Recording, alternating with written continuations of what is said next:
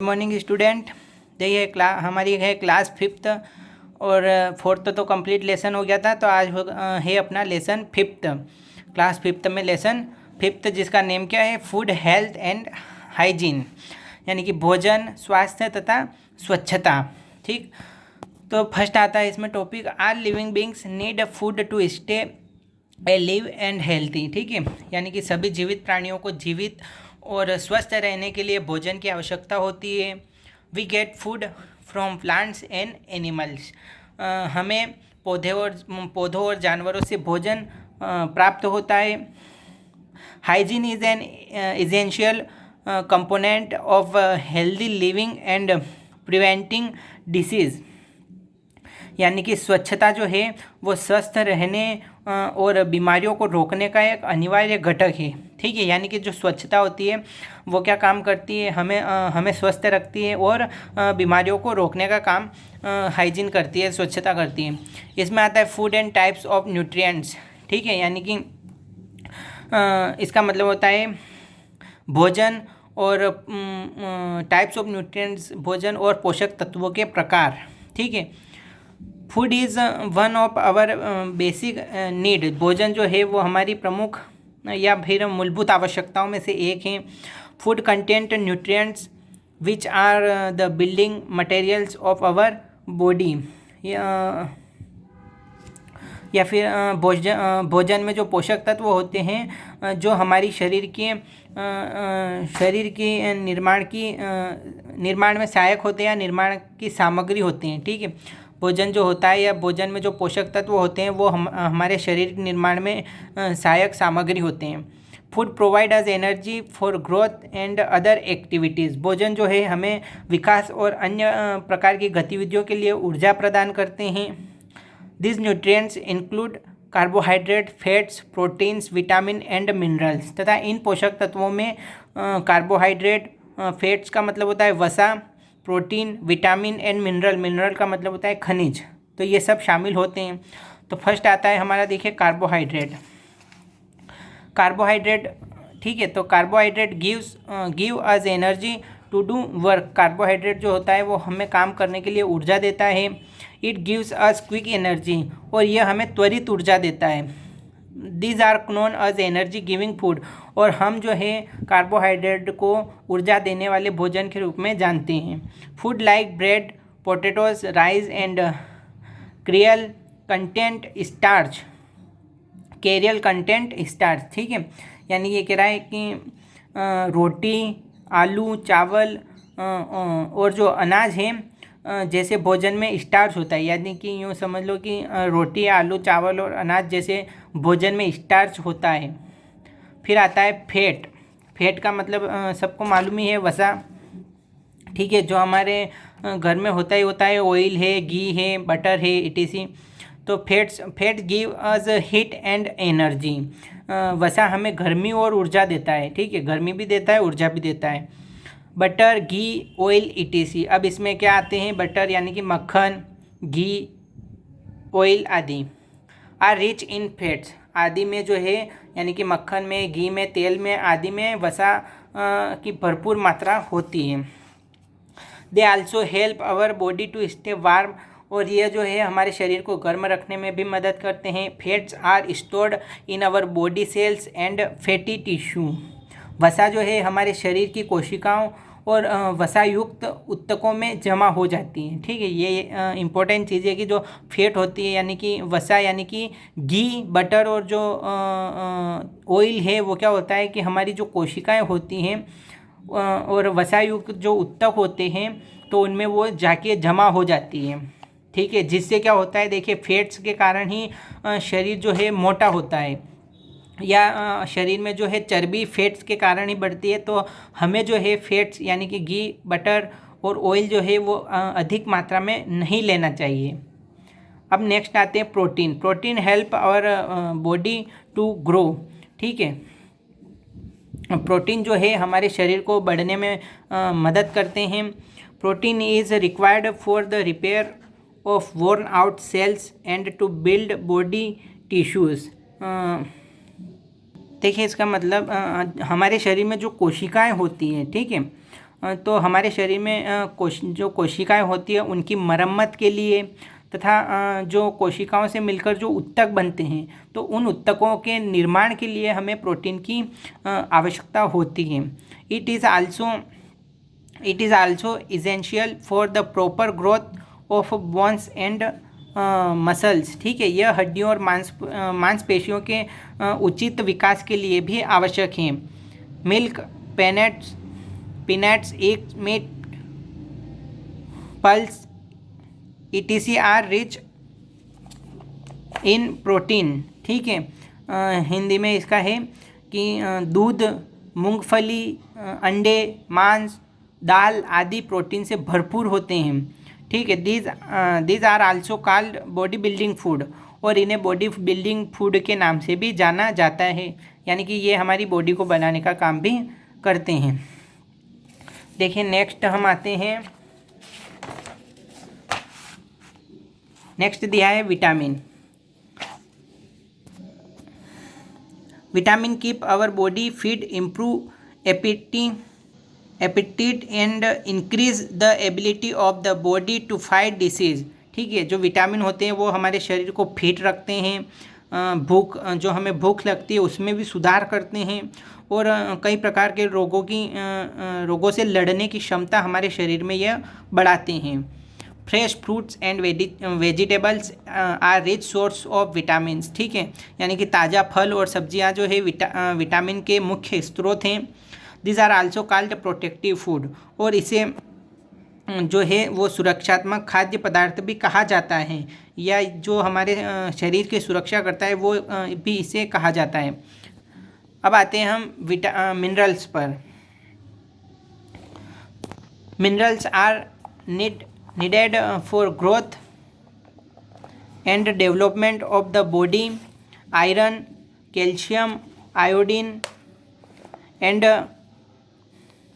phosphorus are a few important minerals required by the body. यानी कि minerals का मतलब तो सबको मालूम है, खनिज लवण या खनिज।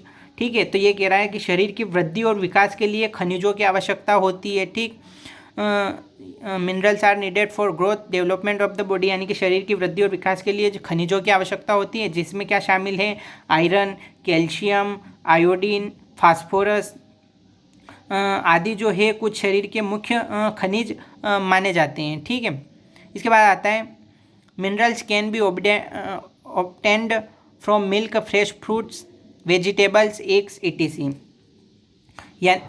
यानी कि ये अपने को कह रहा है कि दूध, ताज़े फल, सब्जियां, अंडे आदि से जो है खनिज प्राप्त किए जा सकते हैं। ठीक, देखिए यहाँ पे नॉलेज क्वेश्चन दिया है, name to food that are rich in. ठीक है, तो आपका ये होमवर्क है कि आपको carbohydrate, fats, proteins, vitamins, minerals इन सब के टू फूड के नाम लिखने, या दो भोजन के इनमें नाम लिखने। जैसे कार्बोहाइड्रेट में मुख्य अपनों ने अभी पढ़ा है, तो आपको पता होगा कि कार्बोहाइड्रेट का मुख्य भोजन कौन सा होता है, या कार्बोहाइड्रेट किस में पाया जाता है, तो ऐसे दो भोजन के नाम लिखने हैं। फिर फैट्स यानी कि वसा किस में पाई जाती है, प्रोटीन किस में पाया जाता है, विटामिन किस में पाया जाता है, मिनरल किस में पाया जाता है, तो ऐसे यानी कि अपने को दो जो है भोजन के नाम इसमें लिखने हैं, या खाद्य पदार्थों के नाम इसमें लिखने हैं। ठीक है, तो ये आपको खुद को करना है। अब आते हैं हम वाटर पर। ठीक, water plays an important role in the proper digestion of our body. पानी जो है वो हमारे शरीर के उचित पाचन में महत्वपूर्ण भूमिका निभाता है। Our body release water in the form of sweat and urine. ठीक है, और हमारा शरीर फिर क्या करता है, जैसे हम पानी पीते हैं तो वो पानी कहाँ जाता है, उससे हमें ऊर्जा मिल जाती है, और जो बचा हुआ पानी होता है वो क्या होता है, हमारे शरीर में पसीने और टॉयलेट के रूप में बाहर निकल जाता है, या हमारा शरीर जो है पसीने और टॉयलेट के रूप में उसे बाहर निकाल देता है। Water also helps to regulate our body temperature. पानी जो होता है हमारे शरीर के तापमान को नियंत्रित करने में मदद करता है। We should drink at least 8 to 10 glasses of water every day, और हमें रोज़ कम से कम 8 से 10 गिलास पानी जो है रोज़ पीना ही चाहिए। अब हम आते हैं रफेज पर। ठीक है। रफेज का मतलब होता है ऐसा भोजन जो हमारे पेट में अन्य भोजन को पचाने का काम करता है, ठीक है, या हमारे डाइजेस्टिव सिस्टम में मदद करता है ऐसा भोजन। तो roughage is the fibre content in our food. Roughage जो होता है वो हमारे भोजन में फाइबर की मात्रा में होता है। It makes our digestion smooth and easy, ठीक है, और यह हमारे पाचन को जो है सुचारू और आसान बनाता है। Raw fruits and vegetables content roughage. अब ये बोल रहा है कि जो कच्चे फल होते हैं और जो सब्जियां होती हैं वो रफेज होता है, या उनमें भरपूर मात्रा में रफेज होता है, ठीक है। अब हम आते हैं next, balance diet. Balance diet का मतलब होता है संतुलित आहार, ठीक। Food that we eat is called diet. भोजन जिसे हम खाते हैं उसे आहार कहा जाता है। To remain healthy our diet must include adequate amounts of different types of nutrients, ठीक है। स्वस्थ रहने के लिए हमारे आहार में पर्याप्त मात्रा में विभिन्न प्रकार के पोषक तत्व शामिल होने चाहिए। देखिए अभी हम अपनों ने जो है पोषक तत्वों के बारे में पढ़ा है, न्यूट्रिएंट्स के बारे में पढ़ा है, यानी कि fats, carbohydrates, protein, vitamin, mineral के बारे में पढ़ा है। तो बैलेंस डाइट को सीधे से समझो कि ऐसा भोजन जिसमें थोड़ी थोड़ी मात्रा में सभी प्रकार के जो पोषक तत्व है, न्यूट्रिएंट्स है, वो पाए जाते हैं, तो उसे संतुलित आहार या बैलेंस डाइट कहा जाता है, ठीक है। तो इसमें है must include different types of, ठीक है, ये हो गया। The necessary amount of food which content all nutrients required for the healthy functioning of the body is called a balance diet, ठीक। यानी कि ये कह रहा है कि शरीर के स्वस्थ कामकाज के लिए हमें संतुलित आहार की आवश्यकता होती है, ठीक है। अब हम आते हैं इसी में, we should eat different types of nutrients in right amount to keep healthy. देखिए लिखा है we should eat different types of nutrients in right amount to keep healthy. अब हमें क्या करना चाहिए, हमें स्वस्थ रहने के लिए सही मात्रा में विभिन्न प्रकार के पोषक तत्वों का सेवन करना चाहिए, ठीक है। तो हमें थोड़ी थोड़ी मात्रा में सभी चीज़ें खानी चाहिए, जैसे प्रोटीन हो गया, फैट्स हो गया, कार्बोहाइड्रेट हो गया, विटामिन हो गया, मिनरल हो गया, तो थोड़ी थोड़ी मात्रा में हमें सभी चीज़ें खानी चाहिए। Our diet contents less nutrients then the body becomes weak and does not function properly, ठीक है। यदि हमारे भोजन में पोषक तत्व कम होते हैं तो हमारा शरीर क्या हो जाता है, कमज़ोर हो जाता है और ठीक से काम नहीं करता है। On the other hand if the nutrients are in excess amount they affect the body badly, ठीक। यानी कि अब ये कह रहा है कि यदि पोषक तत्व अधिक मात्रा में होते हैं तो वे भी शरीर को बुरी तरह से प्रभावित करते हैं, ठीक है। यानी कि हमें जो है पोषक तत्वों को, कार्बोहाइड्रेट को, फैट्स को, प्रोटीन्स को, विटामिन्स को, मिनरल्स को, इनको ना तो ज़्यादा मात्रा में लेना चाहिए और ना ही कम मात्रा में लेना चाहिए। अगर हम इन्हें कम मात्रा में लेंगे तो हम कमज़ोर हो जाएंगे, ठीक है, और अगर हम ज़्यादा मात्रा में लेंगे तो इसका हमारे शरीर पर बुरा प्रभाव पड़ेगा। अब दिया है the following table will help you remember different food nutrients and their source, ठीक है। अब हमें देखिए एक तालिका दी गई है जिसमें हमें बताया गया है कि विभिन्न पोषक तत्व हैं, उनके स्रोतों को यानी कि कौन कौन से ऐसे भोजन है जिसमें जो है ये तत्व पाए जाते हैं। तो यहाँ से देखकर भी आप वो तालिका जो मैंने अभी होमवर्क में दी है वो भर सकते हैं, दिमाग होगा तो, दिमाग चलेगा तो, ठीक है। तो सबसे पहले न्यूट्रिएंट्स दिए हैं एक साइड में और दूसरे साइड में सोर्स दिए हैं। तो न्यूट्रिएंट्स यानी कि पोषक तत्व और सोर्स यानी कि स्रोत। तो सबसे पहले दिया है कार्बोहाइड्रेट्स। तो अब कार्बोहाइड्रेट जो है वो किस किस में पाया जाता है, तो rice, wheat, sugar and potato, यानी कि चावल में, गेहूं में, चीनी में और आलू में जो है कार्बोहाइड्रेट भरपूर मात्रा में पाया जाता है। फिर आते हैं फैट्स, यानी कि वसा किस में पाई जाती है सबसे अधिक, तो इसका हो गया cheese, oil, butter and dry fruit, ठीक है। यानी कि पनीर, तेल, मक्खन और जो सूखे फल होते हैं उनमें। प्रोटीन, तो प्रोटीन किस में सबसे ज़्यादा पाया जाता है, तो ये हो जाएगा meat, fish, milk, eggs and pulses, यानी कि इसको प्रोटीन जो है सबसे ज़्यादा मांस में, मछली में, दूध में, अंडे में और दालों में पाया जाता है।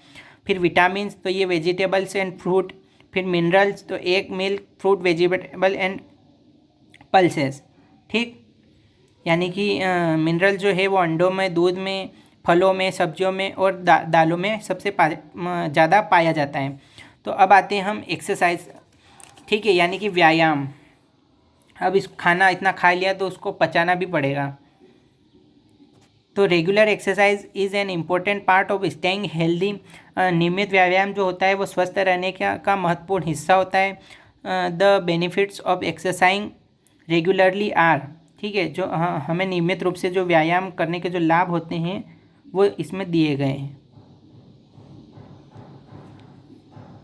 तो देखिए, फर्स्ट आता है development of stronger muscles and bones, यानी कि अब जो है हम नियमित रूप से व्यायाम करेंगे तो क्या हो जाएगा, हमारी मांसपेशियों और हड्डियों का विकास होगा। Improvement in the blood circulation of the body, ठीक है। सेकेंड क्या होगा, हमारे शरीर में ब्लड सर्कुलेशन यानी कि रक्त परिसंचरण में सुधार होगा, ठीक है, जो हमारे शरीर में खून दौड़ता है उसमें सुधार होगा। Turning up of body muscles and thaws maintenance of the body in good shape, यानी कि शरीर की जो मांसपेशियाँ होगी या उनका रख रखाव अच्छे से होगा तो हमारा शरीर जो है उसको एक अच्छा आकार मिलेगा, या हमारा शरीर जो है व्यायाम से अच्छा उसके आकार में अच्छा हो जाएगा। Playing outdoor games and doing yoga are good ways of keeping the body fit. अब हमें क्या करना चाहिए, आउटडोर खेल खेलना चाहिए, यानी कि आउटडोर गेम का मतलब होता है घर से बाहर, ठीक है, घर के अंदर नहीं, घर से बाहर, जिनमें हम दौड़ते हैं, कूदते हैं, तो ऐसे गेम हमें घर से बाहर जाकर खेलना चाहिए, योग करना चाहिए और शरीर को फिट रखने के लिए अच्छे तरीके अपनाना चाहिए, ठीक है। अब हमने योगा भी कर लिया, तो अब हमारे लिए रेस्ट भी ज़रूरी है, यानी कि आराम। तो इसमें है rest is very important for the body. Rest जो है या आराम जो है वो शरीर के लिए बहुत ज़रूरी है। A good sleep provide rest to the body systems. अच्छी नींद जो होती है वो शरीर की प्रणालियों को आराम प्रदान करती हैं, ठीक है। It is important for the brain and nervous system to get rest. और यह सबसे ज़रूरी किसके लिए है, दिमाग के लिए तथा नर्वस सिस्टम के लिए, तंत्रिका तंत्र के लिए। उन्हें यानी कि हमारे दिमाग को और नर्वस सिस्टम को, तंत्रिका तंत्र को आराम मिलना सबसे ज़रूरी है। It helps in keeping our mind and body healthy. यह हमारे दिमाग को, शरीर को स्वस्थ रखने में मदद करते हैं। At least 8 hours of sleep is essential for everyone. हमें जो है कम से कम 8 घंटे की नींद तो लेनी ही चाहिए, या 8 घंटे की नींद जो है वो किसी के लिए भी ज़रूरी है, ठीक है।